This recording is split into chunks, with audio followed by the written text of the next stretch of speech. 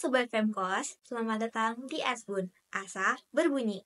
Asa Berbunyi atau kerap dipanggil Asbun merupakan sebuah podcast yang diluncurkan oleh divisi Asa Himaiko yang bertujuan untuk membahas topik-topik yang berhubungan dengan ilmu keluarga dan konsumen, yaitu ilmu keluarga, perkembangan anak, dan juga ilmu konsumen. Pada episode perdana Asa Berbunyi di Kabinet Sinar ini, kita akan fokus nih di ruang lingkup perkembangan anak. Kita akan mengulik lebih lanjut mengenai bagaimana pembentukan karakter anak menjadi harapan bagi suatu bangsa. Maka dari itu, untuk Asbun Pertana ini kita memiliki tema yang bertajuk Anak Berkarakter, Hadiah Terbaik untuk Bangsa. Untuk membahas topik yang menarik banget ini nih, kita ini kedatangan narasumber yang pastinya ahli di bidangnya dan juga udah pasti keren banget nih. Beliau merupakan dosen dari Departemen Ilmu Keluarga dan Konsumen yang salah satu fokusnya itu pada pengembangan karakter anak. Kita langsung saja sambut Prof. Dr. Insinyur Dwi Hastuti MSc atau akrab disambut Ibu Tuti. Halo Mbak Halo, Helga. Ibu mungkin boleh dulu Halo disapa dulu teman-teman Sobat semua. Femkos dan juga berkenalan lebih lanjut Ibu. Ya, Sobat Femkos semua, apa kabar? Mudah-mudahan teman-teman semuanya sehat dan yang penting bahagia. Nah, sebelum lanjut nih Bu, masuk ke pembahasan utama kita, mungkin kita boleh nih kabar-kabaran dulu nih Bu. Gimana Ibu akhir-akhir ini, apakah sehat? Gimana nih puasanya Ibu? Ya, baik alhamdulillah ya, meskipun saya ada flu sedikit ya dan juga batuk, tapi ya mungkin karena perubahan cuaca barangkali ya, itu saya kira, tapi yang jelas masih bisa tetap menemui teman-teman Femkos semua di sini siang hari ini ya. Ya, alhamdulillah banget ya Ibu ya. Semoga Ibu cepat sembuh juga, Amin, flu-nya iya, cepat disembuhkan juga nih Bu. amin. Saya nih pengen tahu nih Bu, kira-kira nih Bu, kan Mhm, sebagai dosen pasti Ibu mengajar nih Bu. Tapi iya. selain mengajar tersebut ada kesibukan lain nggak sih Bu akhir-akhir ini? Kesibukan sebagai dosen itu multitasking ya. Jadi ada selain mengajar, mengajar itu kan hanya salah satu. Tapi ada membimbing mahasiswa S1, S2, S3 ya, kemudian juga melakukan penelitian, dan yang jelas juga melakukan pengabdian masyarakat termasuk di sini. Berbagi dengan teman-teman Femkos semua di sini ya. Saya kira ini juga merupakan tugas yang harus saya lakukan sebagai seorang dosen ya. Apalagi ini kan teman-teman IKK adalah teman-teman yang nanti akan bekerja dengan keluarga. Dan kalau bekerja dengan keluarga tentu bersama dengan anak-anak ya. Ibu, berarti sebagai dosen Kakak tuh udah banyak banget ya Ibu ya kesibukannya dan juga Ibu Betul. terbiasa dengan multitasking, keren Iya. banget Ibu menurut saya Ibu. Oke, Iya. oke semuanya karena kita udah berkenalan dan juga Ibu juga udah berkenalan lebih lanjut dan juga kabar-kabaran juga, kita Mhm. bisa lanjut nih ke bincang-bincang kita untuk membahas topik kita kali ini. Nah Ibu, untuk pertanyaan pertama ini Ibu, kalau misalkan Mhm. dari yang saya baca mungkin belakangan ini tuh cukup Mhm. banyak nih berita-berita tentang tindak pidana anak kayak bullying, pemerkosaan, atau bahkan Mhm. penganiayaan dan juga Mhm. lain sebagainya nih Bu. Nah berbagai kasus tersebut mungkin bisa jadiin potret betapa nilai karakter itu masih belum mengakar di sebagian generasi muda Indonesia nih Bu. Mhm. Nah menurut Ibu tuh bagaimana sih tanggapan Ibu mengenai hal tersebut gitu? Ya, sebetulnya kalau terkait dengan perilaku anak-anak ya dan remaja, semuanya itu punya sebab dan akibat ya. Ini ada proses sebab akibat. Kenapa ada seorang anak nakal melakukan perilaku negatif sementara yang satu tidak. Jadi penyebab-penyebab itu yang harusnya kita ketahui ya kepada teman-teman yang bekerja dengan anak. Kenapa? Karena anak itu bisa melakukan perilaku negatif itu pasti karena ada sebabnya. Dan itu merupakan tanggung jawab keluarga karena kalau anak itu kan usianya 0 sampai 18 tahun ya. Nah, 0 18 tahun itu berarti dia itu masih dianggap individu yang harus di-nurture, harus diasuh, harus diluruskan kalau dia bengkok, harus dia dibimbing kalau dia menyimpang, harus dibenarkan kalau dia salah. Nah, itu adalah menurut pendapat saya, adanya fenomena anak nakal di Indonesia itu merupakan salah satu bukti bahwa keluarga belum berperan. Gitu. Jadi entah itu dan sebagai faktor yang langsung ya, tapi keluarga maupun tak langsung. Jadi penyebabnya itu bisa langsung tidak langsung kepada si anak. Nah, tetapi keluarga merupakan penyebab yang langsung berpengaruh kepada si anak. Karena anak individu muda yang masih polos tadinya, tapi kemudian kok bisa menyimpang. Nah, ini berarti ada hal-hal di dalam keluarga yang menyebabkan dia begitu. Karena fitrahnya sebagai seorang anak itu suci, putih, bersih, polos, ya seperti teori tabula Tabula rasa, rasa, ya iya. kan? Seperti itu. Gitu ya. Mungkin berarti ada hubungan sebab akibat nih Bu ya, di mana Betul, itu tuh salah satu ciri kalau misalkan keluarga itu masih belum berperan nih Bu. belum, Karena karakter betul. anak itu sangat ditentukan oleh orang tua, Iya, keluarga gitu ya Bu ya. keluarga. Jadi kalau misalnya ya saya tegaskan lagi, kalau misalkan kita ingin anak kita berkarakter mulia, maka harus didahului dulu dengan lingkungan yang bisa membentuk supaya anak punya karakter mulia. Siapa itu? Bagaimana orang tua berkomunikasi dengan anak, bagaimana cara orang tua menegur kesalahan anak, apakah ketika anak bersalah orang tua menegur atau membiarkan? Ya, apakah anak dibiasakan untuk punya kebiasaan bagus atau tidak ya dalam tiap hari misalkan, latihan untuk pembiasaan hidup yang baik, hidup yang sehat, ya, itu akan sangat menentukan. Jadi kalau misalkan orang tua tidak berperanan, jadi kalau saya bilang orang tua tuh bukan hanya ibu loh, Oke, ya thank you. teman-teman ya. Jadi tapi juga ayah dan ibu sekaligus.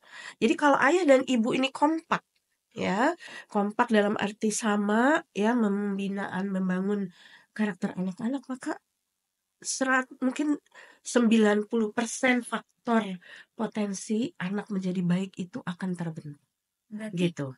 Mhm. orang tua, ibu dan juga ayah itu harus kompak dan juga harus berperan dalam pembentukan karakter Betul anak ya betul. Bu ya. Selebihnya mungkin anak itu seperti itu antara 10 sampai 20% ya, itu dari lingkungan Oke. di sekitarnya. Tapi orang tua 80% kan itu harus kuat dulu pengaruhnya kepada si anak.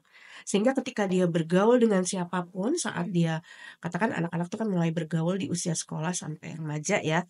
Nah, ketika dia bergaul dengan siapapun, apapun pengaruh buruk dari temennya tuh dia bisa tangkis. Kenapa? Karena dia sudah kuat duluan. Nah, itulah yang, yang saya katakan itu adalah kemampuan seorang anak untuk menjelaskan mana baik dan buruk sudah terbentuk. Apa itu? Yang disebut moral reasoning. Oke. Jadi dia sudah bisa memilih nih, "Oh, ini jelek karena begini. Oh, ini buruk karena begini. Ibuku ngelarang itu," gitu. Jadi dia tahu menggunakan pikirannya. Ya, makanya anak tidak boleh tidak berpikir. Jadi ketika di rumah tuh suasana diskusi ya, belajar gitu ya, ngobrol sama ibu bapak itu menjadi proses belajar yang, signifikan buat anak. Karena dia jadi terbentuk ke daya kritisnya. Oh, dia tahu mana, oh iya ini tuh karena nggak boleh karena alasan ini boleh karena ini, gitu. Berarti Mhm. 80% Ibu sangat angka yang cukup besar, bahkan sangat besar ya Bu ya orang tua tuh Betul sekali. dalam membentuk kemampuan kognitif anak mungkin ya Bu untuk Mhm. membentuk moral reasoning Iya, gitu ya. betul. Mungkin dari kasus-kasus tadi itu kita tuh bisa sadar nih Bu, sekacau apa sih moral generasi kita nih Bu, generasi muda kita gitu loh Bu. Lalu saya tuh pengen tahu nih Bu, kira-kira pilar karakter apa saja sih yang harus ditanamkan dalam diri anak? Mmm, kalau sekacau apa ya, Ibu ini Mhm. ada 2 pertanyaan Oke. sebetulnya ya, Helga, ya. Jadi, sekacau apa menurut saya, kalau dari riset-riset yang ada, ya dari riset-riset yang kita lakukan ya di Departemen IKK bersama dengan Ibu sendiri maupun teman-teman mahasiswa, sebenarnya kita tuh harusnya sudah dalam kondisi warning. Artinya bahwa anak-anak sekarang kalau melihat kita, fenomena di masyarakat gitu ya, itu tuh sudah harus waspada kita itu. Kenapa? Karena kejadian anak yang melakukan bullying, baik yang cyberbullying maupun yang fisikal, itu tuh, banyak sekali kasusnya gitu ya. Kalau misalkan dilakukan survei di anak-anak remaja SMA sekarang ya, itu juga peluangnya dia melakukan bully itu tinggi gitu. Nah, jadi kalau itu dari satu sisi ya, dari bullying. Belum lagi penggunaan bahasa yang buruk, belum lagi dari, perilaku pornografi, ya akses pada pornografi kan tinggi. Belum lagi juga kalau kita lihat nih data ya, pada kasus yang terkait dengan penggunaan nafsa. Nah, itu dilaporkan tuh ya oleh, Badan Narkotika Nasional. Jadi, saya kira ya, harusnya kita sudah warning ya, kita ya sebagai ini kan kita pendidik keluarga, bagaimana kita turut bisa berperan supaya ada awareness gitu ya, awareness buat siapa? Sekalian kan nantinya menjadi pendidik keluarga, sarjana bidang ilmu keluarga. Tetapi tugas kalian adalah memberikan penyadaran kepada masyarakat bahwa anak-anak itu tanggung jawab orang tuanya, gitu. Berarti kalau misalnya tuh keadaannya tuh warning ya Bu ya saat Betul, ini tuh, dan kita mungkin sebagai mahasiswa IKK mhm, juga diharapkan bisa turun ke masyarakat dan juga betul, memberikan, edukasi kepada masyarakat kalau mhm. misalkan perilaku anak itu merupakan tanggung jawab dari orang tuanya ya Iya, Bu ya? Tuh. mungkin orang tua ya, saat ini kan mungkin sibuk, misalnya ya pada golongan yang menengah ke atas, let's say ya, yang menengah ke atas tuh mungkin orang tuanya dua-duanya ya, ayah dan ibu sibuk bekerja, lalu pengasuhan pada anak diserahkan kepada mungkin, ART, mungkin, babysitter gitu ya, atau siapapun yang tentu pendidikannya tidak sebagus orang tuanya. Belum lagi, proses, attachment, kehangatan, kelekatan yang nggak akan dia peroleh dari pengasuh selain ibunya. Nah itu problematika di mana anak-anak itu kemudian karena tidak ada kelekatan dengan ibu terutama, maka dia ada anxiety, gelisah, insecure ya, seperti itu tumbuh. Nah, karena kegelisahan-kegelisahan seperti itu kemudian dia dapatkan kenyamanan dari temennya. Nah, temen yang akan memberikan pengaruh. Nah, jadi oleh karena itu kenapa saya menyampaikan harus bentuk dulu kepercayaan diri anak, confidence, esteem pada anak supaya dia tidak mudah gamang ketika mendapat pengaruh luar dari lingkungan di sekitarnya, gitu. Tapi ketika dia kuat nih, anak ini kuat, dia nggak akan terpengaruh. Karena dia punya bonding, kelekatan. Ketika dia lekat sama ibunya, ketika dia ngerasa, "Oh, kok ada yang seperti itu ya, yang aneh pada teman saya," dia akan konfirmasi. Mmm. Lalu dia bilang, "Kata ibuku nggak begitu." Jadi seperti itu. Itu adalah hal yang hanya bisa terjadi pada anak yang dekat dengan orang tuanya, khususnya dengan ibunya. Berarti kelekatan itu mungkin faktor yang paling penting gitu ya Bu ya Penting untuk sekali, penting banget ya Bu sekali. ya? Dan itu, sudah apa ya, menjadi kajian yang cukup panjang ya, apa, dimulai dulu dari Bowlby, ya, Ainsworth, Mary Ainsworth, ya tetapi terus apa namanya, diperkaya dengan riset-riset, ke sini, termasuk juga dengan riset-riset di teman-teman mahasiswa IKK ya, bahwa kalau orang tua itu tidak attach dengan anak, maka problem pada si anak itu resikonya semakin tinggi, gitu. Oke Bu. Terus tadi mungkin ada pertanyaan yang terlewat, kalau misalkan Mhm. pilar-pilar karakter apa aja sih Bu yang harus ditanamkan dalam diri anak? Oh, pilar-pilarnya ada sebetulnya, banyak sekali ya, eee apa namanya, Kementerian Pendidikan ada 18, kalau Indonesia Heritage Foundation ada 9. Tetapi yang jelas ya, yang perlu sekali ditanamkan pada si, anak itu, setelah saya melihat gitu ya, yang ada berbagai nilai karakter, yang penting pada seseorang itu sebetulnya nilai honesty, kejujuran.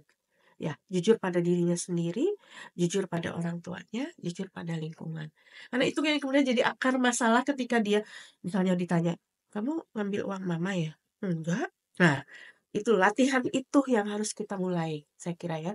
Heeh. Berarti kejujuran tuh pilar yang paling utama gitu ya Bu? Mungkin pilarnya tadi banyak sekali tapi kejujuran tuh adalah Iya, yang utama gitu tapi ya? mungkin caranya ada yang mungkin ditanamkan dulu.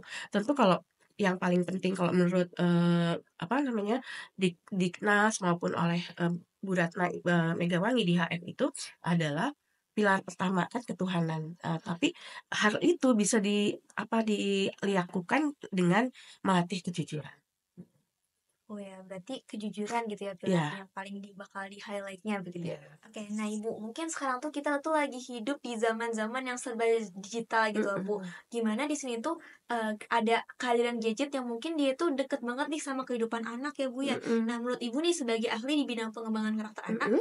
apakah gadget ini tuh membangun atau justru merusak karakter anak bangsa nih Bu? Ada 2 sisi ya, bisa positif, bisa negatif. Kan ini kan risetnya udah jelas ya, bahwa, eee, kita kan nggak bisa menampik bahwa anak itu dinisbikan dari pengaruh gadget, digital ya. Tetapi yang perlu diketahui teman-teman adalah ada waktu, kapan waktu ideal, ya, anak menerima dan menggunakan gadget itu. Jadi waktu idealnya kapan? Setelah kalau menurut pendapat saya ya, kalau misalkan saya melihat ada anak balita dikasih gadget, lu langsung saya lunglai gitu loh, "Ya Allah, anaknya sekecil itu dikasih pegang gadget ya, ada 3 tahun, TK udah pegang gadget kemana mana dan ketika bahkan even ketika makan, dia nggak bisa lepas dari gadget itu." Itu menurut saya itu bahaya.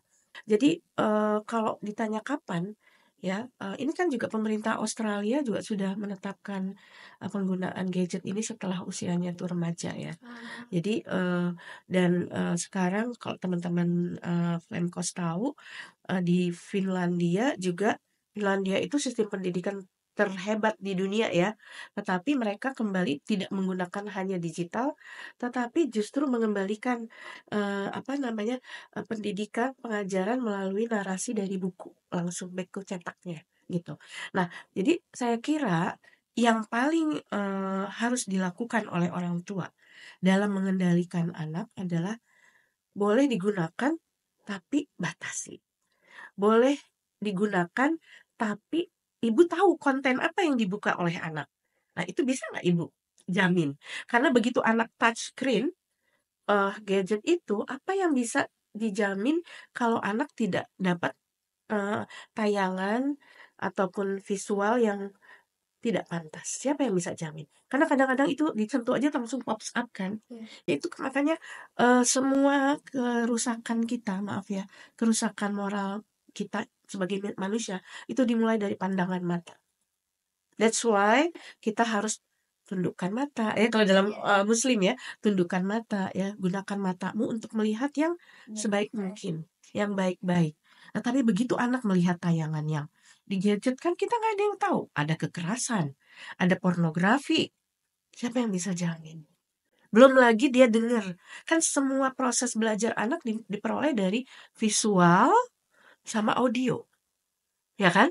Kalau itu tertangkap sama anak, itu direkam di otak, nah disitulah bahaya laten ya, yang mungkin tidak disadari oleh setiap ibu.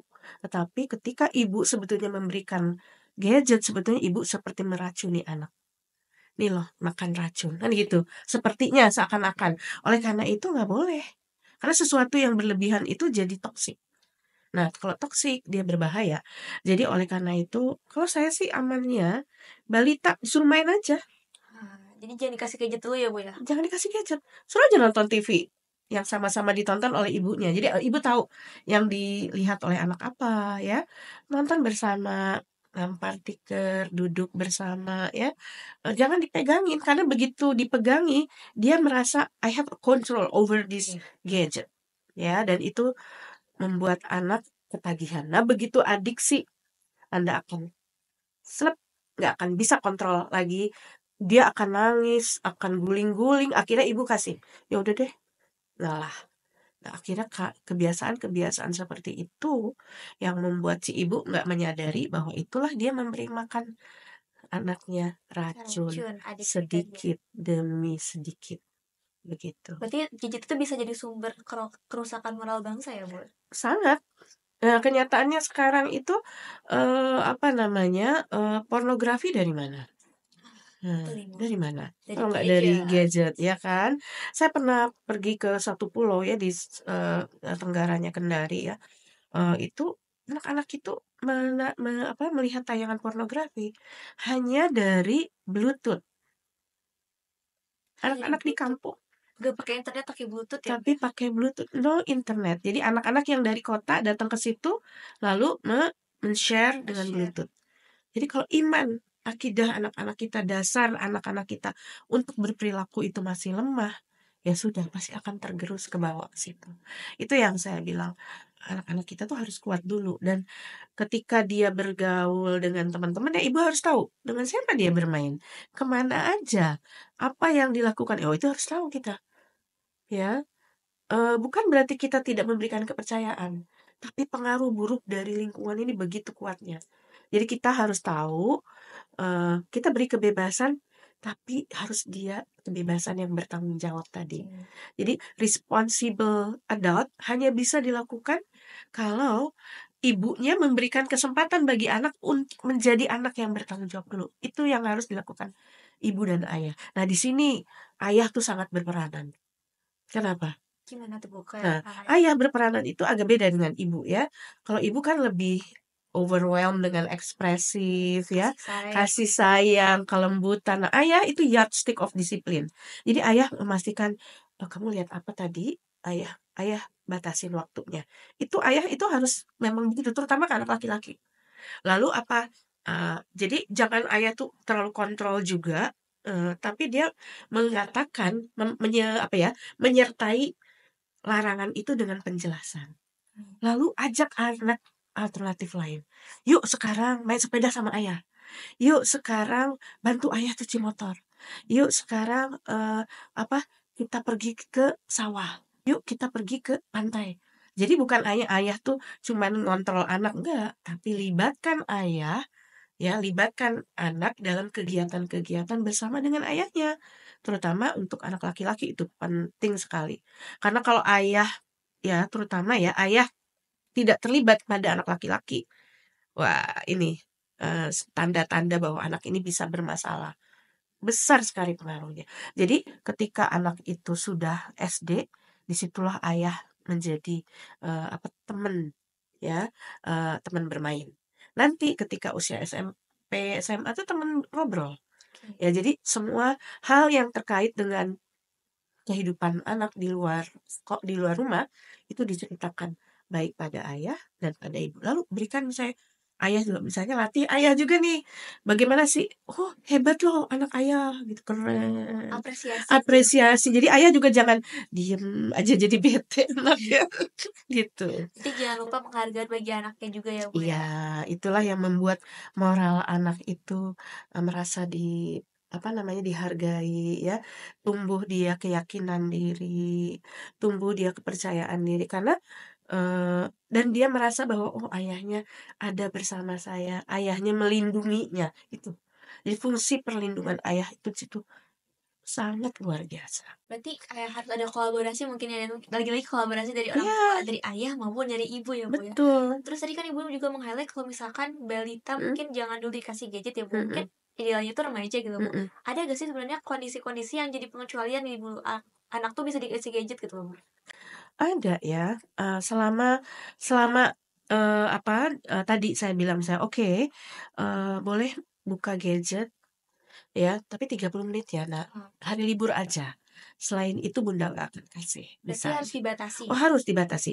Atau belikan, kan anak itu intinya sebetulnya anak ya, terutama anak laki-laki ya, dia itu butuh bergerak loh. Jadi bukan touching, Oke, oke. ya. Jadi, kalau motoriknya yang harus kita latih di usia TK itu. Jadi kalau dia energinya habis untuk dia naik sepeda, berenang, kalau zaman dulu kan anak-anak tuh nggak main gadget. Kalau kita lihat anak sekarang, di mana lagi di mana? Lagi di kamar, lalu dia lagi asik Iya. menerawang sampai ke berbagai belahan dunia tanpa kita tahu. Sementara kalau anak dulu paling dia main layangan, main bola, main kasti ya, main gala, main apa segala macam ya, lompat-lompatan, di lumpur misalnya. Oh sekarang anak-anak bermain di mana? Ternyata bermainnya di PS, bermain di warnet, nah itu yang nggak sehat. Jadi seimbangkan hal itu dan saya kira ya, teman-teman Femkos ini harus bisa speak up untuk apa, untuk juga menyuarakan kepada ibu-ibu muda ya, bahwa ini loh yang harus dilakukan oleh ibu-ibu muda. Jangan kasih anak apalagi yang masih balita dengan gadget. Ajak anak tuh aktif, keluar keringatnya, nah ya, baru itu bisa, anak itu tersalurkan energinya. Nah, itu yang membuat anak jadi justru semakin sehat, gitu ya. Berarti kita tuh lebih menyarankan kalau misalkan anak itu lebih aktif bergerak daripada cuma main gadget doang, Iya. scrolling-scrolling doang gitu ya Bu Iya ya? iya, scoring, for the sake of what? Tapi kalau dia berkeringat, motorik ininya ya, tangannya apa namanya, terlatih, ya kan? Bergerak, kemudian kakinya, kemampuan dia manjat, coba Kak Anda bisa nggak manjat pohon?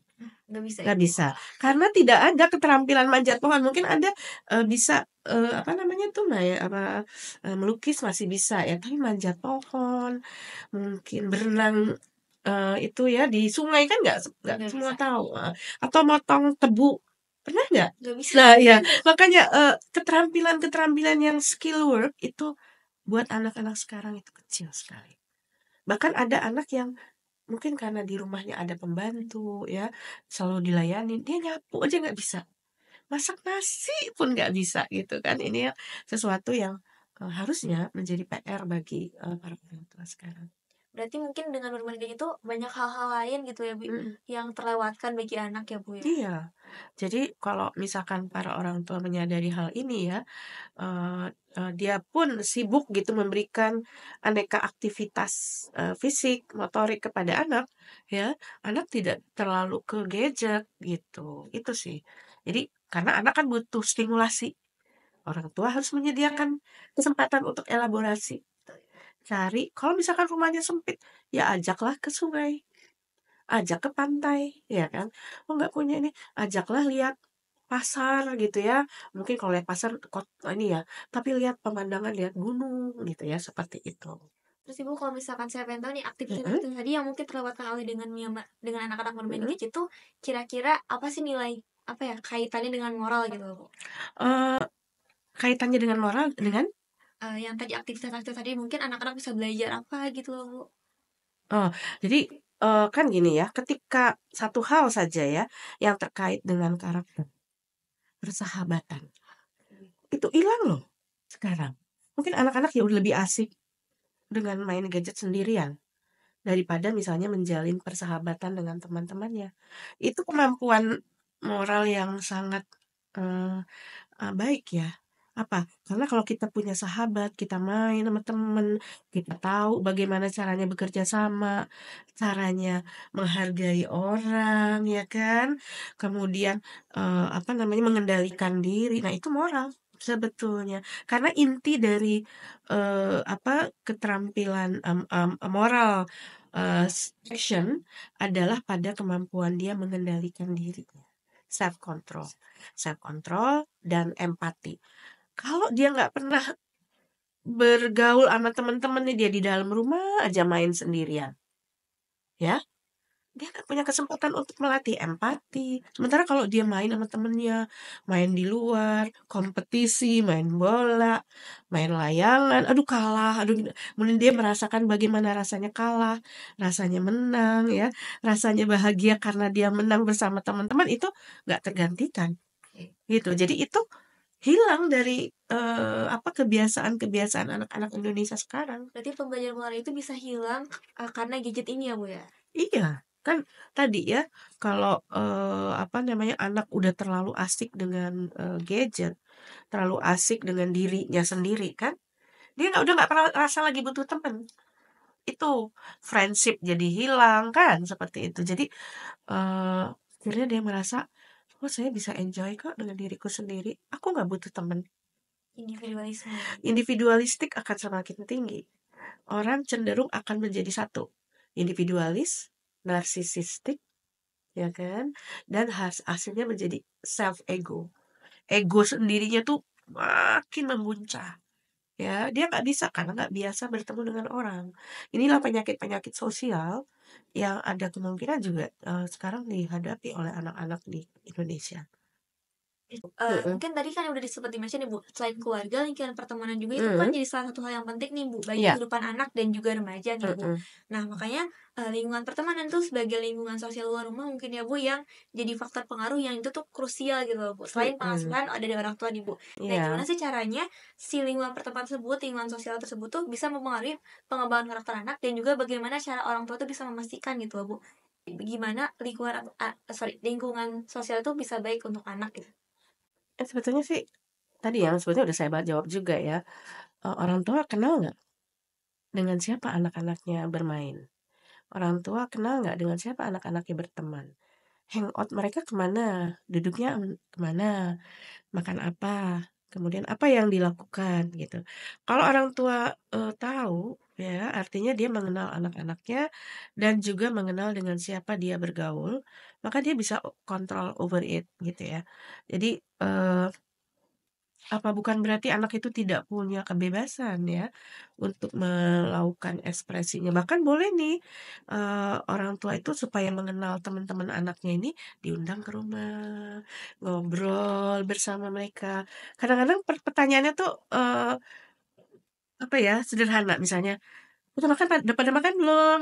Mau tante bikinin, makan ya, mie goreng gitu, "Tuh punya itu tuh," gitu, "ambil silakan." Atau nanti kalau udah selesai SMA mau pada kemana nih kuliahnya. Nah itu kan hal-hal yang kita berikan stimulus. Sebetulnya kita ingin tahu, "Oh anak ini gimana ya?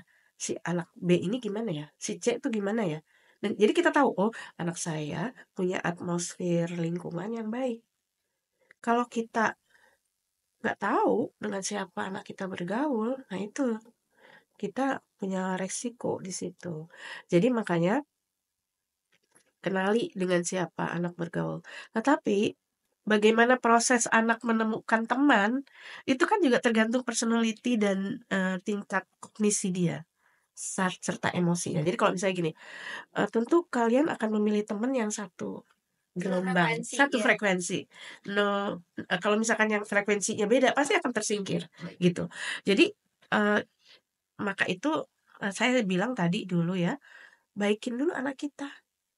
Anak kita baik, dia pasti akan nemuin frekuensi teman yang baik gitu. Kecuali ya, ini kejadian khusus gitu ya, ternyata dia ketemu siapa gitu yang itu sih kejadian di luar. Tapi pada umumnya 99% mungkin kalau anak kita baik, dia pasti akan bergaul dengan teman-teman yang baik, Mungkin gitu. kayak kalau misalnya saya ingat tuh Mhm, adalah kalau misalnya kita temenan sama, mungkin tukang parfum gitu, mhm. kita juga akan ikut wangi gitu Iya, loh, Bu, ya. betul. Kalau kita bergaulnya sama tukang parfum, maka kita wangi, gitu. Teman anak-anak kita juga kan gitu. Kalau dia dia bergaulnya sama siapa nih, yang suka ngerokok, kan bisa ketahuan. Oke, kalau dia ngerokok, mungkin dia juga jadi perokok, kan gitu. Nah, jadi makanya, dengan siapa bergaul itu bisa kita filter dulu. Sekolahkan di tempat yang kita tahu bahwa itu sekolah yang baik. Kita berkomunikasi dengan gurunya, mungkin dengan teman-teman tadi ya, dengan orang tua teman-teman anak kita. Kan kita punya itu, circle itu bisa kita bangun, apalagi zaman sekarang lebih mudah ya. Misalnya, "Dek, mama mau dong, mamahnya teman kamu, ituin dong, dikenalin, biar nanti kalau ada PR atau apa, bisa saling ngingetin nih," gitu. Kalau ada tugas apa gitu. Ja just in case, tapi bukan berarti kita selalu mencurigai dia. Tapi melatih kepercayaan diri dia dengan membangun atmosfer lingkungan yang juga positif gitu loh, ya kan? Kalau misalkan kita udah filter nih teman-temannya baik, ya tentu peluang dia untuk jadi buruk kan jadi kurang, gitu. Berarti orang tua juga bisa memfilter atmosfer, lingkungan pertemanan Mhm, anak gitu ya, Bu, ya. Juga nanti betul. tuh jangan lupa orang tua juga harus melakukan pendekatan yang baik juga mungkin dengan teman-teman anaknya, Iya harus kenal gitu ya, Bu. iya, terus cara kita berkomunikasi ya bedain ya. Kalau untuk, misalkan ya, cara kita berkomunikasi dengan anak kita yang usianya TK dengan usia SD, dengan usia SMP, SMA itu harus beda, gitu. Ketika SMP, SMA tuh, eee, kita nggak bisa bilang, "Sini, Bunda mau tanya, kemana aja nih kamu? Kenapa begini? Kenapa duitnya kamu cepat habis?" Nggak bisa begitu. Kalau dengan anak dia pasti akan kabur anak itu. Tapi kalau anak SMP, SMA yang remaja, apalagi yang menjelang-menjelang ke, apa namanya, fase akhir remaja, kita harus bilang, "Dek, sini deh mama mau ngobrol," gitu. "Mama tuh dapat laporan ya dari guru, katanya uang SPP-nya kok nggak disetorin, Nak. Kenapa sayang? Mama mau tahu. Soalnya kan mama ini uangnya terbatas, Nak." Bicara seperti itu dia pasti akan mewek. "Oh iya oh iya, gitu. Pasti dia akan mewek duluan. Tapi begitu Anda bertanyanya tuh keras kepada anak Anda di usia SMP tuh dia melejit, mungkin dia kabur, mungkin dia, "Ya udahlah," gitu, Malah berontak malah gitu ya, Bu, ya. berontak. Jadi ada tips ya, strategi kita berkomunikasi dengan anak yang sudah remaja dengan usia yang, eee, masih kanak-kanak. Ya kalau masih masih anak kecil kan banyak peluk-peluk, "Sini sini sayang," gitu ya, ekspresi kita tuh tinggi. Tapi ketika dia udah remaja, dia kan malu juga ya, apalagi kalau di depan temen-temennya. Jadi didudukkan dia sebagaimana layaknya orang dewasa kita berbicara gitu. Lalu berbicaranya dari hati ke hati gitu. Mungkin itu yang paling penting, dari hati ke hati ya Ibu ya. Iya. Jadi harus secara komunikasi harus sesuai gitu. Iya. Jangan kayak apa ya, jangan kayak satpam kita tuh orang tua bukan satpam gitu kan. Ya, heeh, itu sih, heeh. Cara komunikasi juga harus yang baik juga gitu ya Bu ya. Baik. Mungkin dari pembahasan kita tadi tuh, Ibu tuh Mhm, sangat-sangat meng kalau misalkan peran orang tua tuh sangat-sangat penting dalam menanamkan karakter anak. betul. Nah, mungkin Ibu bisa menyampaikan pesan untuk orang tua biar mereka tuh bisa menanamkan karakter yang baik juga untuk anaknya, Ibu. Oke. Jadi para orang tua ya, sahabat kita semua, sebagai orang tua itu kita harus dengan penuh hati, mindfulness ya, mindfulness sebagai ayah, mindfulness sebagai seorang ibu. Ya mengapa? Karena anak-anak kita adalah buah hati kita. Ya, dia harus kita tumbuh kembangkan supaya karakternya, perilakunya, ya, kecerdasannya itu tumbuh. Oleh karena itu, antara ayah dan ibu berkolaborasilah, bekerja samalah, ya, dalam membangun karakter anak-anak dengan memberikan tadi ya, kasih sayang. Itu yang sebagai yang landasan pertama, kasih sayang dan berkomunikasi kepada anak secara positif. Yang kedua, berikan kesempatan kepada anak untuk dia mengelaborasi ya potensinya ya, dan dia terus-menerus apa namanya, diolah daya pikirnya. Kenapa? Karena anak yang berkarakter itu harus jadi anak yang cerdas dulu karena dia selalu berpikir ya, berpikirnya apa? Berpikirnya apa? Sebelum melakukan apapun, dia akan berpikir dulu. Think first before you act. Itu tuh kebiasaan yang harus ditanamkan kepada anak-anak kita sehingga kalaupun dia nanti bergaul dengan orang yang dia mungkin belum kenal, dia akan berpikir dulu, "Oh, kok ajakannya seperti itu ya?" Jadi dia tidak langsung semena-mena bisa diajak ya untuk perbuatan-perbuatan yang buruk. Itu yang kedua ya. Kemudian yang ketiga, ya, setelah kita berikan kesempatan anak untuk mengelaborasi ya, kasih sayang sudah, berikan keteladanan ya, keteladanan dan, apa ya, sesuatu yang bisa direkam dalam memori anak tuh memori yang baik ya tentang bagaimana ayah dan ibunya telah berjasa kepada dirinya. Oh itu tanaman yang baik sekali ya, pupuk yang baik sekali bagi seorang anak. Karena ketika anak tahu bahwa ibunya memberikan teladan seperti ini, ayahnya memberikan teladan kebaikan seperti ini untuk dirinya, maka dia akan merasa berdosa kalau dia mengkhianati kepercayaan orang tua. Jadi keteladanan itu nggak harus kita bombardirkan ya, tapi keteladanan itu bisa dengan silent word, dengan kita diam, dengan kita melihat anak, dengan kita, apa namanya, menatap mata anak, ya, mengelus anak. Oh, itu adalah keteladanan yang luar biasa akan disimpan dalam memori ingatan anak. Jadi, apa namanya, 3 resep itu kasih sayang ya, komunikasi, keteladanan, nah itu yang terus-menerus dibiasakan sehari-hari untuk anak selalu berpikir ya, bahwa ketika ibunya dan ayahnya berbicara, itu bukan untuk ibu dan bapaknya, tapi untuk dirinya. Dia harus trust sama ayah dan ibunya. Begitu anak punya trust kepada ibunya, bapaknya, dia ketika dinasehati oleh ayah dan ibunya, oh, oh iya, bunda menasehatin ini karena tahu saya harus begini. Oh iya, bunda tahu ya kalau saya itu nggak bisa begitu. Jadi dia percaya, trust, dan trusted kid ini yang akan menjadi anak yang secure, anak yang apa self esteemnya tumbuh, empatinya tumbuh. Dan 3 hal itu ya, ketika seseorang sudah punya self esteem, sudah punya empati, sudah punya self control, maka dia akan menjadi anak yang punya moral yang kuat dan karakter yang mulia. Dimanapun dia berada, dia nggak akan terpengaruh oleh perilaku orang-orang yang buruk. Dia akan punya filter. gitu. Mekanisme itulah yang mudah-mudahan ya dengan, kedekatan dan kasih sayang orang tua ini bisa kita, sebarkan kepada para orang tua, calon orang tua seperti Anda gitu ya, teman-teman Pemko semua ya. Sehingga,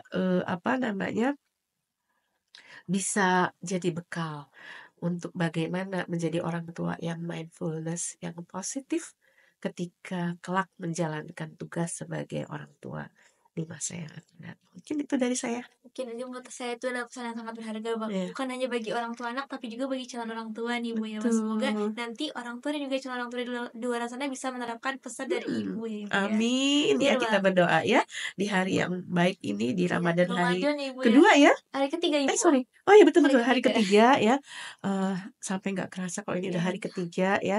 Semoga semua mendapatkan berkah pengetahuan ini dari teman-teman di podcast ini. Amin, amin ya Ibu ya. Mungkin saya kalau misalkan boleh merangkum materi tadi Silakan. yang Ibu udah jelasin ya Ya. Ibu ya. Kalau misalkan orang tua tuh memegang peranan yang sangat penting gitu Bu. Mhm. Walaupun gak ada faktor lain kayak gadget dan juga peer group dan juga lingkungan Iya. pertemanan, itu juga balik-balik lagi ke orang tua gitu ya Bu ya. Mhm. Jadi orang tua itu sangat-sangat penting dan Betul. sangat-sangat menjadi faktor faktor yang sangat penting dalam membentuk karakter yang baik untuk anak gitu ya Bu ya. Betul Sehingga nanti betul. anak itu bisa menemukan karakter yang baik dan juga harapan untuk bangsa Indonesia ini gitu ya Bu ya. Iya, tentu saja. Baik Ibu. Nah itulah tadi insight dari Bu Tuti yang dapat menambah wawasan kita tentang cara membangun dan juga membentuk karakter anak yang unggul. Semoga ilmu yang udah disampaikan tadi dapat kita terapkan sebagai calon orang tua dan juga baik nanti terus untuk orang tua gitu Bu, agar dapat menjadikan anak yang berkarakter. Karena anak yang berkarakter merupakan hadiah terbaik bagi sebuah bangsa. Saya juga ingin mengucapkan terima kasih banyak Ibu kepada Sama-sama. Bu Tuti yang sudah meluangkan waktunya Ibu Iya. untuk sharing-sharing kepada kita tentang bagaimana pembentukan karakter anak sebagai harapan bangsa. Sekian Mhm. Asbun episode kali ini, sampai jumpa di Asbun selanjutnya. Dadah Sobat Penpos!